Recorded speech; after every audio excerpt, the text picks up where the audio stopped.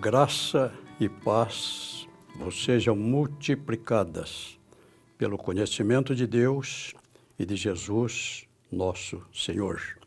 É a FATESA, cursos de teologia. Neste momento, estaremos ministrando para os nossos alunos matriculados a lição de número 2 da nossa nova matéria, Profetas Maiores. Lição de número 2. A lição de número 2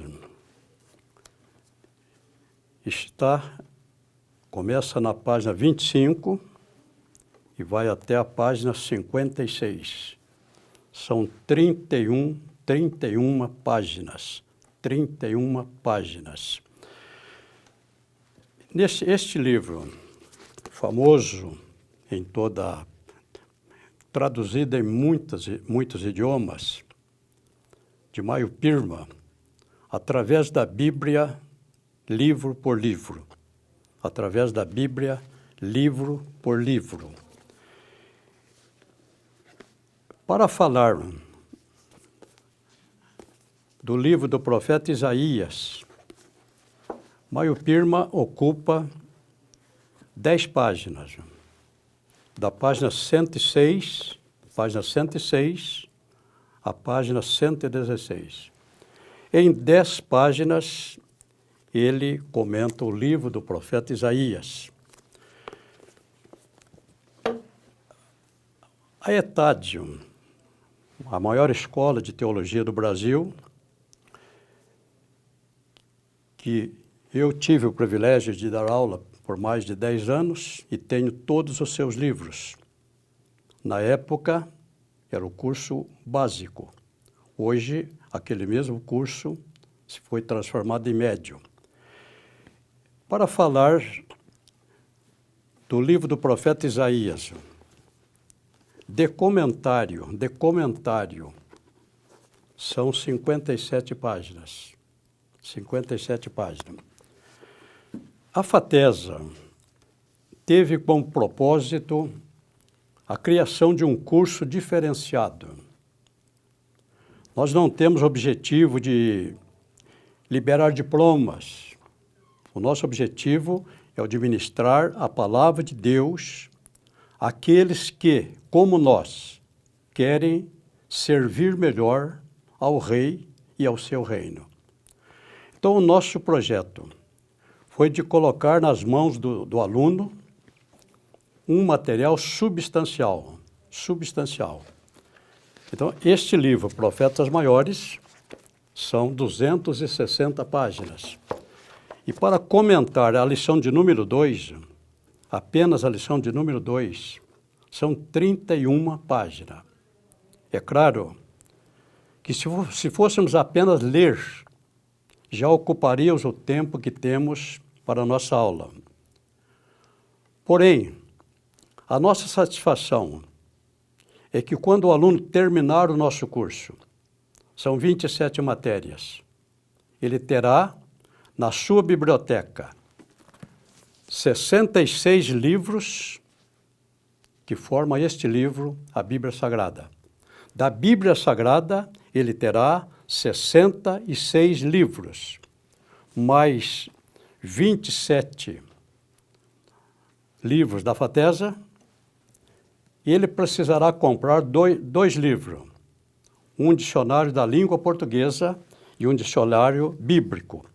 Assim, ele terá uma biblioteca completa para quem quer estudar Bíblia, para quem quer uma fonte de consulta para estudo bíblico, uma fonte de consulta para mensagens. Ele terá 93 livros na sua biblioteca. A lição de número 2, texto 1. Isaías, o homem e seu tempo. Isaías, o homem e o seu tempo. Este livro, com 66 capítulos, tem 1.292 versículos. Lembrando que Isaías escreveu o seu livro num bloco só. Nenhum livro foi escrito, nenhum autor dividiu seu livro em capítulos. E, é claro, também não em versículo. O livro do profeta Isaías foi dividido em 66 capítulos. No ano 1200 da era cristã, pelo abade Hugo de Sainte-Claire. É dividido em 1292 versículos, no ano de 1445, por Mardoqueu Natan. Conheçamos, então, o homem chamado Isaías e o seu tempo. A visão de Isaías, filho de Amós. A visão de Isaías, filho de Amós, que ele teve a respeito de Judá e Jerusalém nos dias de Uzias, Jotão, Acás, Ezequias, reis de Judá. Isaías 1:1. Um longo ministério. Uzias começou a reinar em 792, reinou até 740. Provavelmente Isaías foi chamado 3 ou 4 anos antes da morte de Uzias. Ele foi profeta no reinado de Jotão, no reinado de Acás, no reinado de Ezequias, que reinou entre 716 e 687. E segundo a tradição, no governo de Manassés, ele foi condenado à morte, cerrado ao meio. Isto consta da tradição judaica. O pai dele chamava-se Amós. Isaías, filho de Amós. O nome do pai de Isaías aparece cerca de 13 vezes. 13 vezes. Segundo alguns estudiosos, o pai de Isaías era sobrinho do rei. Outros afirmam que ele era filho do próprio rei. Ele era irmão do próprio rei. Isaías seria, em consequência, sobrinho do rei. Então, Isaías, o nome Amós, pode levar o incauto a pensar que o pai de Isaías foi um profeta. Porque há um livro, um dos profetas menores, chamado Amós. Livro do profeta Amós. Mas este Amós, a Bíblia diz que ele era de Tecoa, um homem do campo, trabalhava no campo, um homem... E esse Amós foi um profeta missionário. Morando no sul, Deus o enviou para pregar no Reino do Norte. Nós temos aqui, então, no livro de Amós. Então, Amós, profeta, foi contemporâneo de Isaías. Com uma diferença. Isaías era de linhagem nobre. Isaías frequentava o palácio do rei. E Amós era um camponês de uma pequena cidade chamada Tecoa. Deus chama homens cultos. Deus chama homens estudados. Deus chama homens ricos. Mas Deus chama também homens do campo, operários, que não têm uma formação secular. Deus não faz acepção de pessoa. Ele usa aqueles que se colocarem à sua disposição. Então, não confundamos o pai de Isaías com o profeta Amós. Isaías, o jovem e o cidadão. Vamos fazer um pequeno resumo, porque seria impossível comentarmos cada texto. Sabemos que ele era casado. A Bíblia nos diz que fui ter com a profetisa, e ela concebeu e deu à luz um filho. E o Senhor me disse, põe-lhe o nome de Maher-Salá-Hasbaz. Isaías 8:3. ele casou-se com uma profetisa. A chamada profética de Isaías. Isaías 6:8. Depois ouvi a voz do Senhor que dizia: a quem enviarei? E quem há de ir por nós?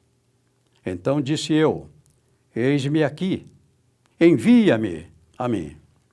Mas isto está no capítulo 6. Isto está no capítulo 6. E os capítulos anteriores, de 1 a 5? O entendimento é o que Isaías foi levantado como profeta cerca de 4 anos antes da morte do rei Uzias. Isaías, se o pai era irmão do rei, ou se o pai era primo do rei, isto faz com que Isaías era um palaciano.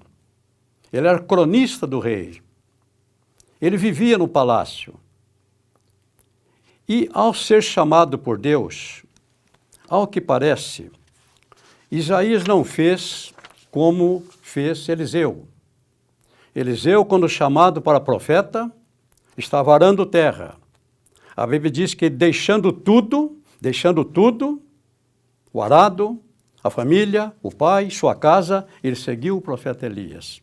Ao que parece, embora chamado por Deus, Isaías permaneceu como palaciano. Isaías permaneceu vivendo entre a nobreza. E até o capítulo 6, nós temos aqui, antes do capítulo 6, vemos um homem com o dedo em riste, apontando para o seu semelhante e proclamando muitos ais. São 8 ais. Ai da nação pecadora, Isaías 1.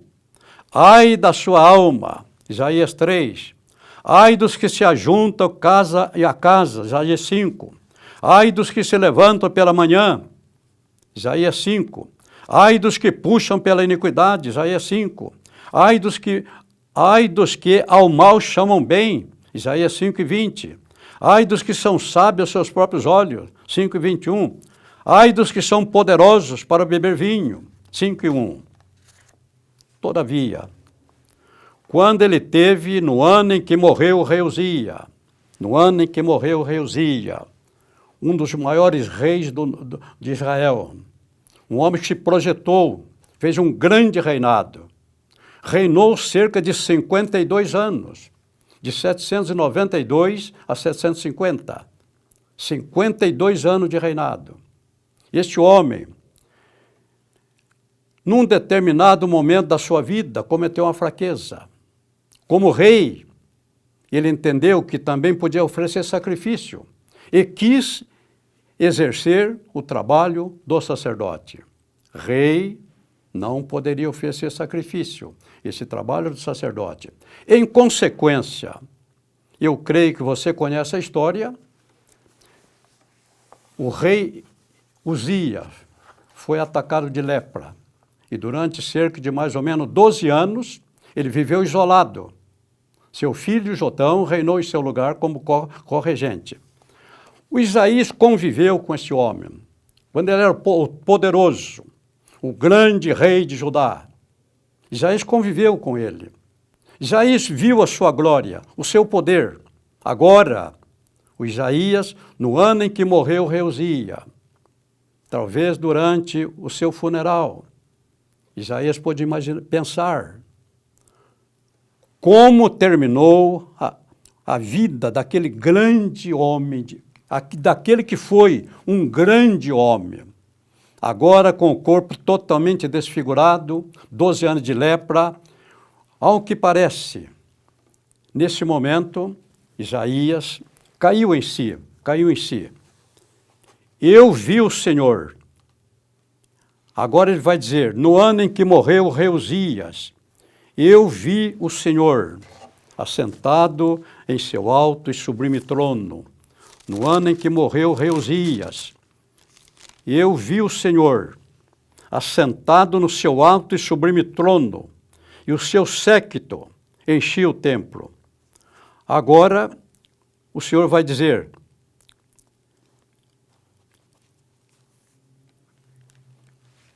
no versículo 8, depois disso, depois dessa visão gloriosa, em que ele viu o Senhor assentado no seu alto e sublime trono, clamavam os serafins, clamavam, Santo, Santo é o Senhor dos exércitos, toda a glória, toda a terra está cheia da sua glória.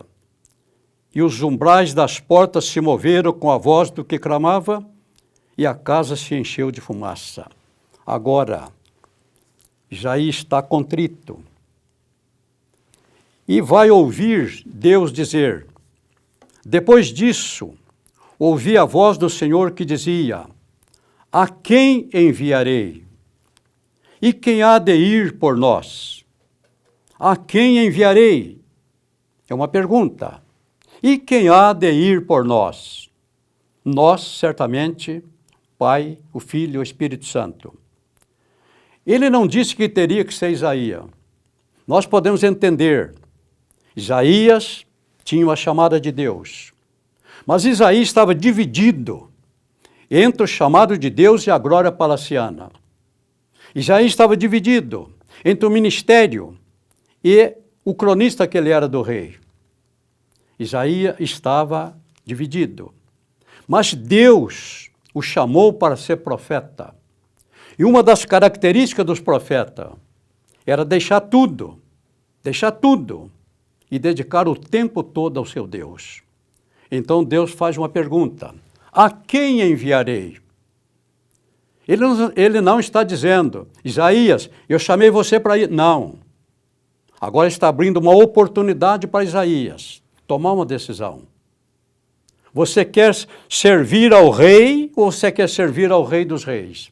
Você quer viver no palácio ou você quer viver uma vida de desconforto como meu profeta? A quem enviarei? E quem há de ir por nós? Agora o profeta vai dizer, eis-me aqui, eis-me aqui. Deus não disse tem que ser você, não. A decisão é do homem. Deus chama, mas a decisão é do homem. A quem enviarei? Agora Isaías disse, eis-me aqui, envia-me a mim. Eu creio que Isaías não voltou para o palácio. Eu creio que Isaías deixou de conviver somente com a nobreza. Agora, Isaías se entrega nas mãos de Deus para fazer a sua obra. Quando nós sentimos a presença de Deus e a nossa pequenez, então nós clamamos, ai de mim, Isaías 5, ai de mim, que vou perecendo, ai de mim que vou perecendo. Você, obreiro, já teve esse encontro real e literal com seu Deus? Você, obreiro que tem uma chamada para o ministério, já definiu o que você quer fazer? Servir ao Rei dos Reis ou continuar vivendo a sua vida, procurando conforto, procurando riqueza? Aconteceu com Isaías. Diante deste acontecimento, ele tomou a decisão. E a partir daquele momento, ele vai ter uma longa vida de profeta. Ele vai profetizar no reinado começou no reinado de Uzias, continuou no reinado na sequência, no reinado de Jotão, no reinado de Acás, começou no reinado de Uzias, depois do reinado de Jotão, reinado de Acás e no reinado de Ezequias.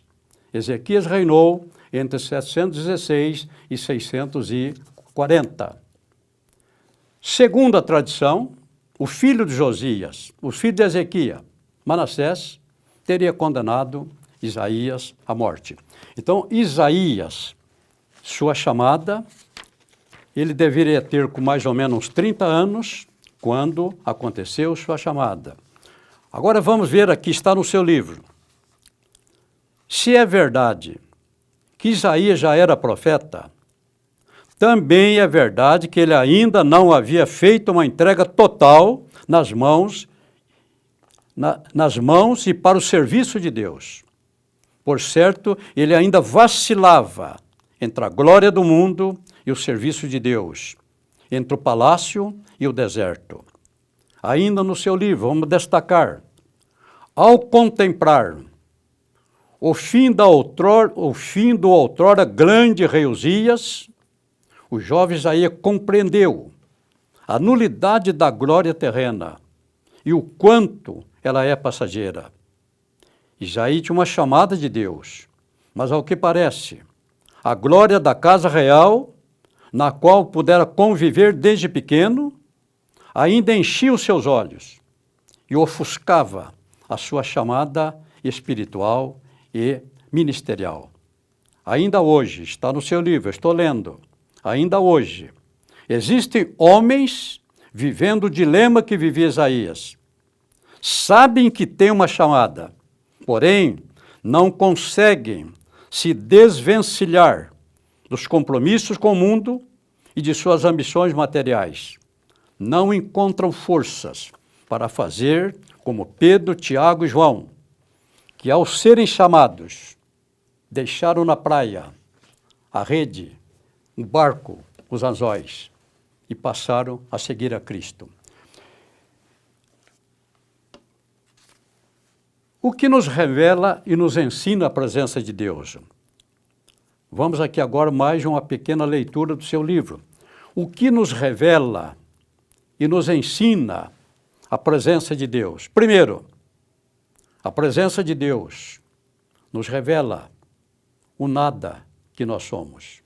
A presença de Deus nos revela o nada que nós somos. E já era um jovem culto, talvez bonito, rico e nobre. Pertencia a uma família real. Pensava que era importante.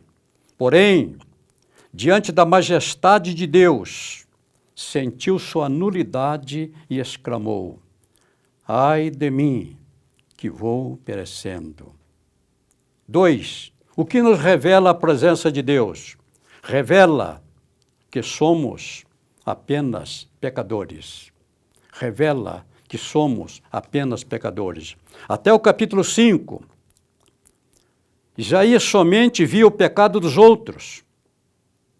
Isaías via somente o pecado dos outros. E com o dedo em riste, ele apontava para cada um: ai de ti, ai de você, ai de você. Agora, a presença de Deus revelou nada que ele era. E ele clama: sou um homem. Isaías sentiu sua miséria, seu pecado, a nulidade da sua vida. E disse: sou um homem de lábios impuros. Reconheceu quem eram os seus companheiros e o ambiente em que ele vivia. Habito no meio de um povo de impuros lábios. Terceira coisa que a presença de Deus nos revela. Não vamos continuar aqui, senão nós não sairemos desse texto. Não sairemos desse texto. Mas vamos aqui destacar a rendição de Isaías.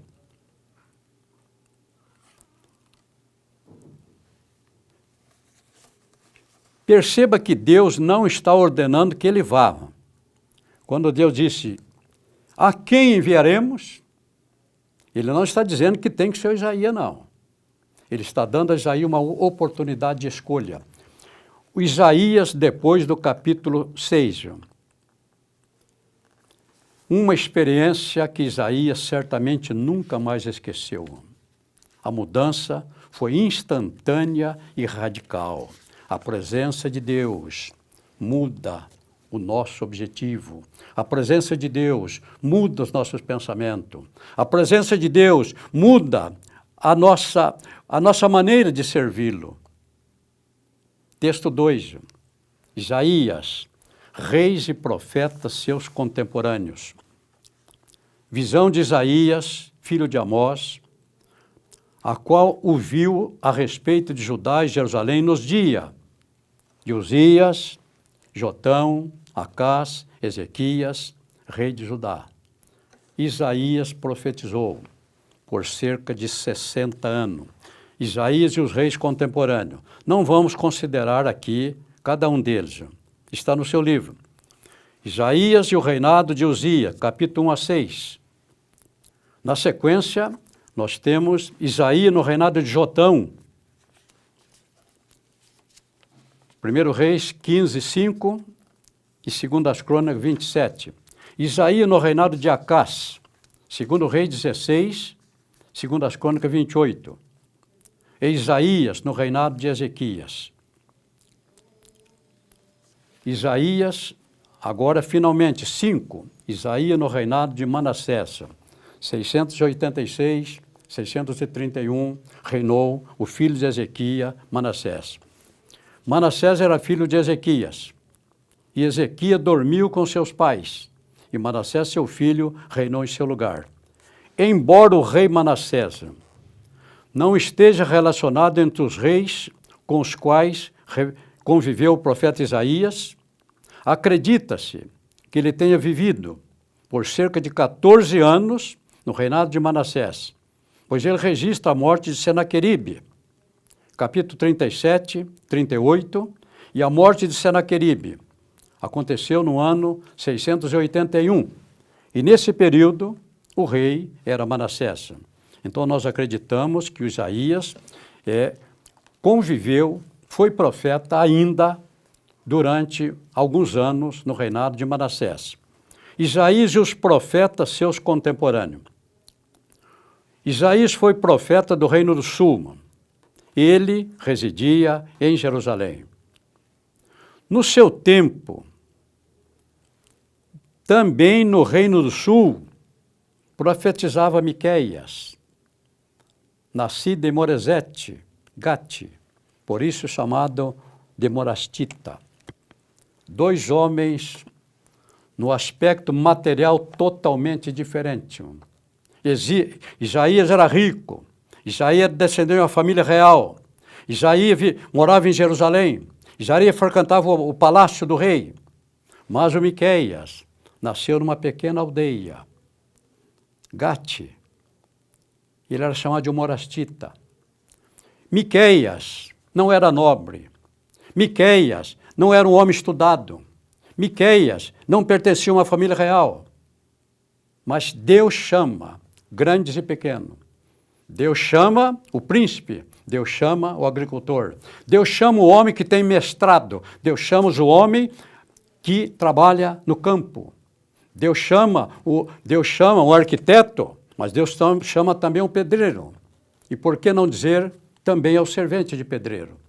Deus não faz acepção de pessoa. Ele usa aquele que se estiver pronto a se colocar em suas mãos. Na mesma época do Isaías, ao mesmo tempo, Deus levantou o profeta Amós. Profeta Amós, pastor, morava na roça.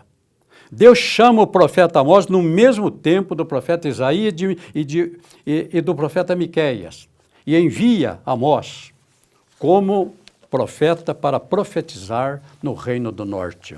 Eu fico feliz por isso, porque o meu Deus não faz acepção de pessoa. O meu Deus não privilegia príncipe em detrimento do camponês. Não. O meu Deus não faz acepção de pessoa. O meu Deus é aquele, ele chama os seus obreiros e ele escolhe da maneira que ele quer. Ele chamou Paulo, um homem muito culto, mas ele chamou Pedro, um pescador. Ele chama PhD, ele chama homens iletrados. O meu Deus e o seu Deus não faz acepção de pessoa. Seja você quem for, ocupe você a posição que você ocupar. Tenha você a riqueza, viva em riqueza ou na pobreza.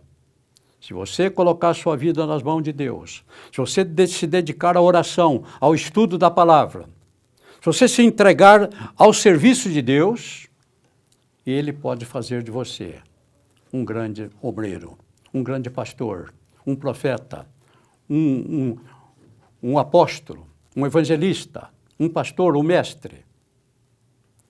o seu Deus não mudou. Ele diz lá no livro do profeta Malaquias, capítulo 3, versículo 6, eu, o Senhor, não mudo. Eu, o Senhor, não mudo. Texto 3. O homem e sua obra. O homem e sua obra. 66 capítulos, o livro de Isaías. Ele é chamado de o príncipe dos profetas, o evangelista do Antigo Testamento, o profeta messiânico e o profeta da redenção. Seu livro é chamado de o quinto evangelho. O quinto evangelho. Ele falou sobre o nascimento virginal de Jesus. Ele falou sobre o nascimento virginal de Jesus. Está no seu livro, Isaías 7,14. Portanto, o mesmo Senhor, isto, mais de 700 anos antes do nascimento de Jesus, mais de 700 anos antes do nascimento de Jesus, já ele vai dizer, o mesmo Senhor vos dará um sinal, eis que uma virgem conceberá, e dará à luz um filho, e será o seu nome Emanuel, que traduzido é Deus conosco. Isaías retratou o poder de Jesus na menção de seus nomes. E ele disse, mais de 700 anos antes de Jesus nascer, porque um menino nos nasceu, um filho se nos deu, e o principado está sobre os seus ombros, e o seu nome será Maravilhoso, Conselheiro, Deus Forte, Pai da Eternidade, Príncipe da Paz. Terceiro, falou sobre o objetivo do sacrifício expiatório. Ele falou sobre a concepção virginal. Ele falou dos nomes de Jesus. Agora ele vai falar do objetivo do seu sacrifício expiatório. 53, versículo 5. Mas ele foi ferido pelas nossas transgressões e moído pelas nossas iniquidades. O castigo que nos traz a paz estava sobre ele, e sobre as suas pisaduras fomos sarados. Ele falou da sua sepultura entre ricos, e puseram a sua sepultura com os ímpios, e com o rico na sua morte, porquanto nunca fez injustiça, nem houve engano na sua boca. Ele falou também sobre o milênio. Isaías capítulo 2, versículo 4. Ele disse, como será no milênio? Morará o lobo com o cordeiro, o leopardo com o cabrito. Deitará o bezerro o filho de leão. Ele falou da paz que reinará no milênio. O livro do profeta Isaías tem um detalhe. Esse livro é de uma profundidade maior do que nós podemos imaginar. Este homem foi usado por Deus de uma maneira poderosa. O seu livro é considerado uma mini-bíblia. Deixa eu mostrar para vocês aqui um detalhe. De todos os profetas, o livro de Isaías é o maior em número de capítulos. De todos os profetas, o livro de Isaías é o maior em número de capítulos. São 66 capítulos. 66 capítulos. Isto não foi coincidência. É claro que Isaías não fez divisão nenhuma. Mas os tradutores da Septuaginta, o abade Hugo de Sainte-Claire, ao fazer a divisão em capítulos, ele foi certamente inspirado por Deus a dividir o livro do profeta Isaías em 66 capítulos. Quem lê Bíblia não consegue entender os detalhes da Bíblia. Quem lê Bíblia não consegue perceber a perfeição desse livro. 66 capítulos. A Bíblia tem 66 livros. A Igreja Católica cometeu um erro quando no Concílio de Trento acrescentou 7 livros a mais. A Bíblia teria que ter 66 livros, porque Deus está mostrando isso através do livro do profeta Isaías. O seu livro foi dividido em 66 capítulos. Mas há uma divisão. A primeira parte, esse livro está dividido em 2 partes. Costuma-se dividi-lo em 2 partes. Do capítulo 1 ao 39 é a primeira parte. Do capítulo 40 ao 66 é a segunda parte. Esse livro está dividido em 2 partes distintas. A primeira, 39 livros. Isso não foi por acaso. 39 capítulos. Não foi por acaso. Esses 39 capítulos fala de que o Antigo Testamento teria 39 livros. A segunda parte, do 40 ao 66, são 27 capítulos. 27 capítulos. Isso não foi coincidência. O Novo Testamento teria 27 livros. Então, ao todo, 66 capítulos, 66 livros. Isto não pode ser coincidência. Outro detalhe que passa despercebido, o problema da autoria do livro. O problema da autoria do livro tem criado uma grande celeuma. Quem foi o autor desse livro? Quem foi o autor desse livro? Nós que cremos, segundo escreveu o apóstolo Pedro, segunda epístola de Pedro, capítulo 1, verso 21. O Espírito Santo inspirou Pedro a dizer o seguinte, segunda epístola de Pedro 1 e 21. Porque a profecia nunca foi produzida por vontade de homem algum, mas os homens santos de Deus falaram inspirados pelo Espírito Santo.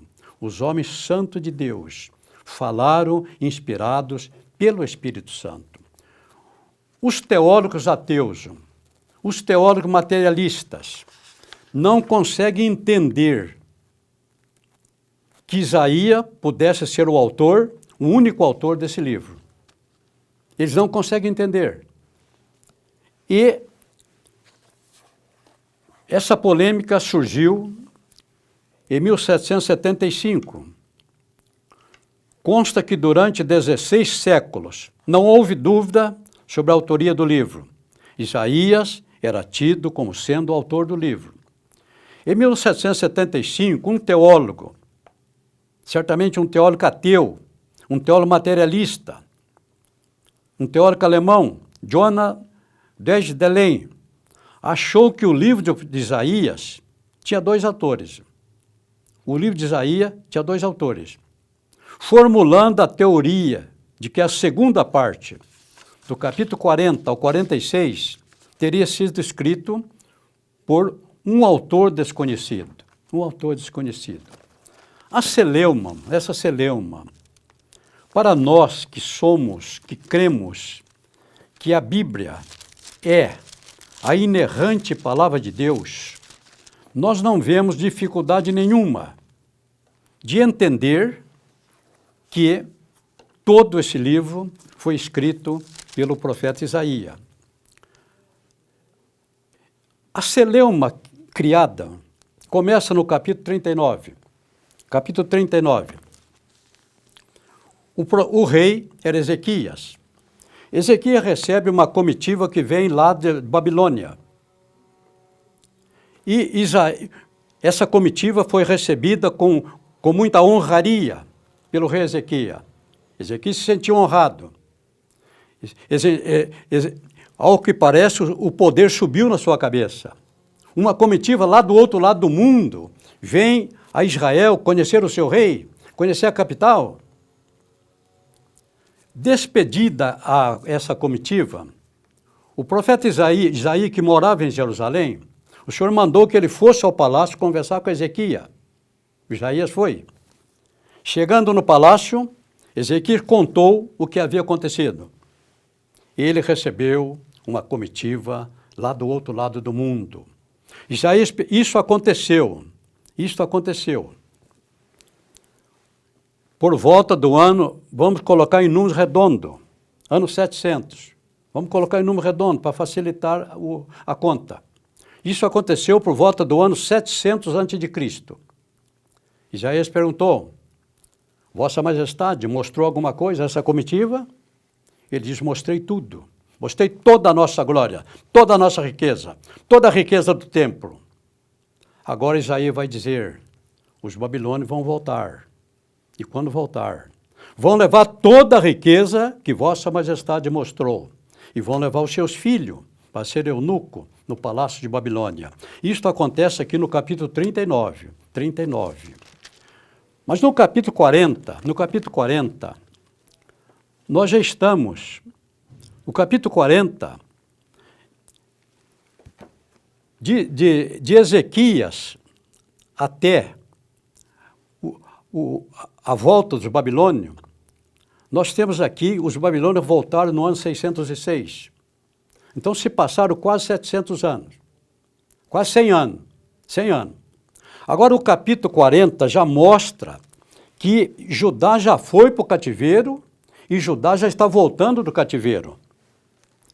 Capítulo 40, consolai o meu povo, disse o nosso Deus. Falai benignamente a Jerusalém e bradai-lhe que já a sua servidão é acabada. O cativeiro já tinha acabado. A sua servidão é acabada. E que a sua iniquidade está expiada. Do capítulo 39 para o capítulo 40, nós temos um espaço de cerca de 170 anos. 170 anos. Então, os teólogos ateus não conseguem entender. Não pode ser Isaías. O capítulo 40, do 39 para o 40, já se passaram 170 anos. Não pode ser Isaías. Mas nós entendemos que Isaías falou, inspirado pelo Espírito Santo. E o Espírito Santo é eterno. O Espírito Santo é onisciente. Agora no capítulo 45, último versículo do 44. Quem diz de Ciro é meu pastor. Quando Isaías falou de Ciro, Ciro nasceria 100 anos depois. Quando Isaías falou de Ciro, Ciro nasceria cerca de 100 anos depois. Agora aqui no capítulo 45, Ciro, usado por Deus, ele nasceu com esse propósito. Ele libertaria Judá do cativeiro. Agora no ano 536, Ciro vai assinar o decreto para que os judeus possam retornar. E ele coloca no decreto que o templo deveria ser reedificado. O templo foi reedificado no ano 557. Agora, somando o tempo anterior com o tempo atual, nós temos que os teólogos ateus não conseguem entender isto.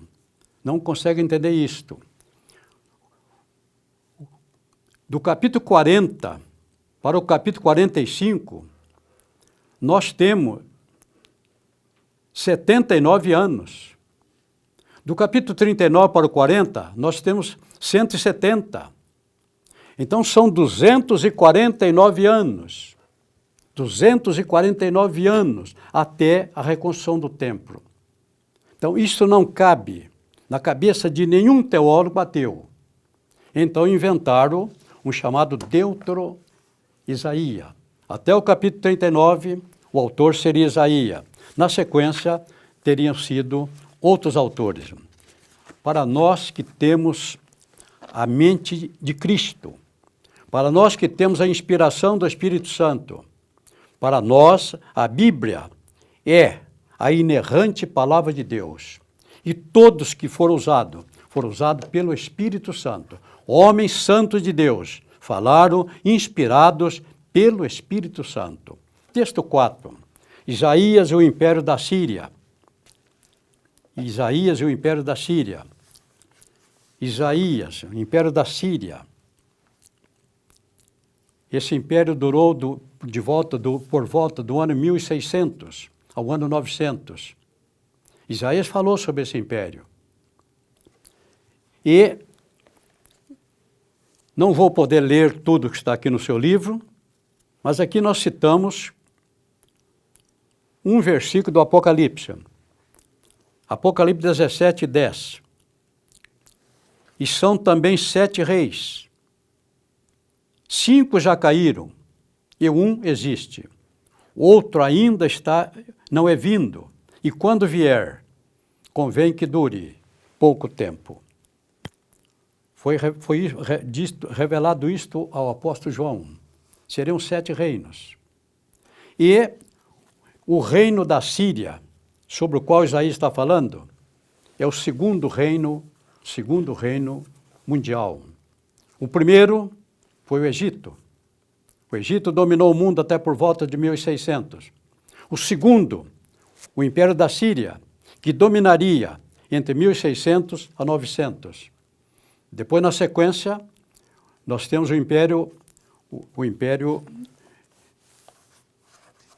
na sequência da Síria, o Império Babilônico. Não vamos discorrer sobre esses 7 reinos. Isaías, a Síria e o Reino do Sul. Então, Isaías fala do cativeiro de Israel. No ano 722, Isaías vivia o apogeu de seu ministério. Ele vai falar sobre o Reino do Norte. No ano 722, cumprindo a profecia de Isaías, no ano 722, a Síria destrói o Reino do Norte. E o Reino do Norte nunca mais retornou. Ainda ao profeta Isaías foi revelado sobre a ida para o cativeiro do Reino do Sul. Isaías e o reinado de Uzias. Vamos passar. Texto 5. O rei Uzias, o exemplo de um homem que começou bem, mas acabou mal. Não vamos discorrer sobre o reinado de Uzias. Vamos falar agora aqui do texto 6. Conforme nós dissemos, esta lição, somente esta lição, são, ao todo, esta lição, 31 páginas. Não, 31. Da página 25 à página 56. Se formos comentar 31 páginas, nós ficaríamos algumas horas. Mas esse não é o propósito da nossa escola. A nossa escola, na aula, nós fazemos um resumo. E ao aluno, aquele que quer aprender, quer se aprofundar, o livro será dele. Terminado o curso, ele terá 27 livros. Então, esse livro aqui, o propósito é colocar na mão do aluno um material substancial. Na aula, nós fazemos um resumo de tudo aquilo que aqui está. Texto 6. A religião da hipocrisia. A religião da hipocrisia. Capítulo 1. Quando Deus rejeita o culto, as ofertas e o sacrifício do seu povo. Quando Deus rejeita o culto, as ofertas e o sacrifício do seu povo. Eu não vou ler todo o capítulo, todos os versículos. Capítulo 1, versículo 11 a 15. O profeta começa dizendo: De que me serve a multidão de vossos sacrifícios, diz o Senhor? De que me serve a multidão dos vossos sacrifícios? Já estou farto dos holocaustos de carneiro e da gordura de animais nédios, e não folgo com sangue de bezerro, nem de cordeiros. O que Deus quer, irmão, é obediência no altar, irmão. O que Deus quer é obediência. Não é o número de sacrifício. Deus quer obediência. O povo continuava praticando uma religião. Era uma religião, a religião judaica. E Deus agora que está dizendo de que toda aquelas ofertas, pelo que quando estendeis as mãos, escondo de vós os olhos. Quando vocês estendem as mãos, eu escondo de vós os olhos. Sim, quando multiplicais as vossas orações, não as ouço. Quando multiplicais as vossas orações, não as ouço, porque as vossas mãos estão cheias de sangue. Deus quer vida no altar, irmão. Deus não quer multidão de sacrifício. Deus quer a vida no altar. Por isso Paulo disse agora em Romano, que nós devemos oferecer o nosso corpo em sacrifício santo e agradável a Deus. Deus quer obediência. Deus não quer multidão de sacrifício. Do capítulo 2 ao 4, Sião será inicialmente o nome de um dos montes. Aqui no capítulo 2. No capítulo 5, ele fala de Israel, comparando Israel a uma vinha. Israel, a vinha do Antigo Testamento. A igreja é a vinha do Novo Testamento. Então aqui nós temos, capítulo 5, Israel é a vinha plantada por Deus no Antigo Testamento. Deus fala do seu propósito, de sua proteção, de seus cuidados com aquele que Deus chamou de a minha possessão peculiar dentre todos os povos. Lá no Monte Sinai, irmão.